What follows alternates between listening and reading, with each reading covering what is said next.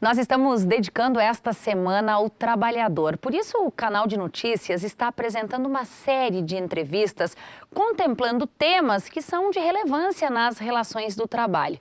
E um deles é o que nós vamos tratar hoje, está na linha do direito. Com a gente aqui no estúdio, o professor da Faculdade de Direito da UPF, José Melo de Freitas, um especialista nessa área. Obrigada, doutor Freitas, por aceitar mais esse convite nosso. É uma grande satisfação estar aqui, para a gente conversar a respeito desse tema, desta semana e daquilo que é a nossa vida profissional há 45 anos, né, que é o direito do trabalho. Bom, doutor Freitas, o Brasil avançou no que se refere ao direito trabalhista? O Brasil vem desde a Constituição de 88, com uma linha muito definida de direitos dos trabalhadores. E os avanços que têm sido pretendidos, eles podem ser examinados sob dois pontos. A visão do capital e a visão do trabalho. Em relação ao capital, evolui muito pouco.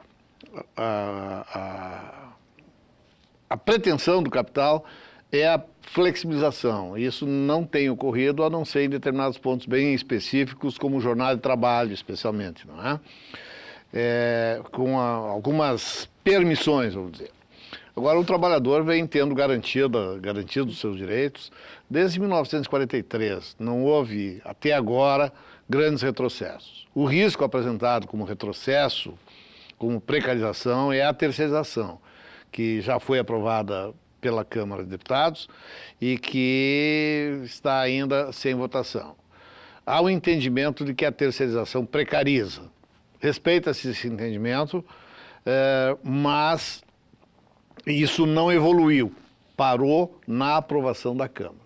Se for aprovada, eu também entendo que é uma relativa precarização do trabalho. Doutor Freitas, se a gente comparar a legislação aqui do Brasil com outros países, em que nível, qual é o nosso status? Nosso status está acima da média mundial. Nós temos direitos assegurados que são cláusula pétrea, enquanto em outros países a flexibilização avançou muito mais e já há a negociação direta.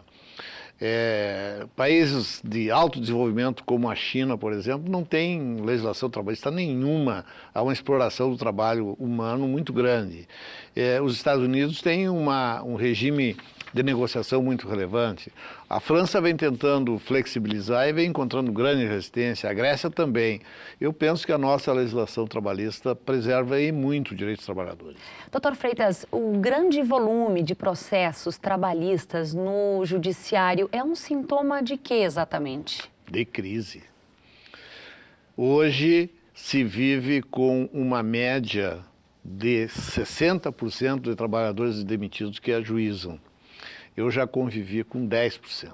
Então, isso é demonstração de que o trabalhador é demitido, ele recebe o seguro-desemprego dele e ele vai buscar o seu direito. Muitas vezes obtém resultados relevantes, muito mais por práticas de desconhecimento dos empregadores, que não se munem de prevenção suficiente para cumprir a legislação trabalhista. Porque quem cumpre a legislação trabalhista não tem problema com o processo, não é? Se tiver o processo, ele vai seguramente se sair vitorioso. Então, o que ocorre é que há às vezes até uma procura excessiva por direitos que acabam não sendo reconhecidos, isso causa um aumento relevante no número de processos. Eu assisti outro dia a doutora Sabine aí e realmente o grande foco hoje na Justiça do Trabalho são as doenças ocupacionais e os acidentes de trabalho. Especialmente as doenças ocupacionais que resultam de movimentos repetitivos, enfim, de fatos relacionados com a execução do contrato de trabalho. Nesses 45 anos de experiência que o senhor tem nessa área, muitas vezes o senhor esteve defendendo o empregado, outras tantas o empregador. Esta relação precisa andar com uma sintonia melhor? Cada um precisa saber melhor das suas obrigações, doutor? Sem dúvida alguma, o empregador precisa cada vez mais aprimorar sua prevenção, ou seja, obedecer à legislação trabalhista. E o trabalhador, pela vez dele, cumprir cada vez mais as obrigações dele dentro do contrato. Porque se a empresa cumpre integralmente as suas regras, ela vai ter uma cobrança muito mais efetiva em relação ao empregado. A convivência, eu já disse isso aqui, até para você, a convivência capital e trabalho, ela é dispara, nós não podemos esperar que capital e trabalho caminhem com os mesmos interesses. Isso é ilusão. Capital e trabalho tem interesses absolutamente conflitantes e sempre vai haver o conflito. Pode haver solução desse conflito internamente, mas o conflito é inerente à relação capital e trabalho. Para a gente encerrar aqui, doutor Freitas, nós passamos a semana discutindo diferentes aspectos do trabalho. O senhor, como um profissional experiente nessa área, o que diria para o empregador e também para o empregado?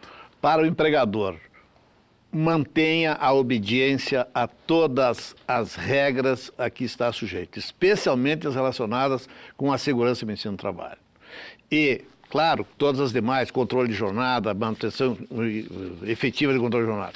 Para o trabalhador, assim que o empregador tem obrigação, o trabalhador também tem as suas obrigações. Basta cumpri-las, né? Basta cumpri-las e esperar que venha de parte do empregador o cumprimento. Essa é a única possibilidade que eu vejo de harmonizar os dois cumprindo as suas obrigações. Perfeito. Doutor Freitas, muito obrigada pelas informações. Estamos sempre à disposição. Bom trabalho para o senhor. Muito Obrigada. Obrigado.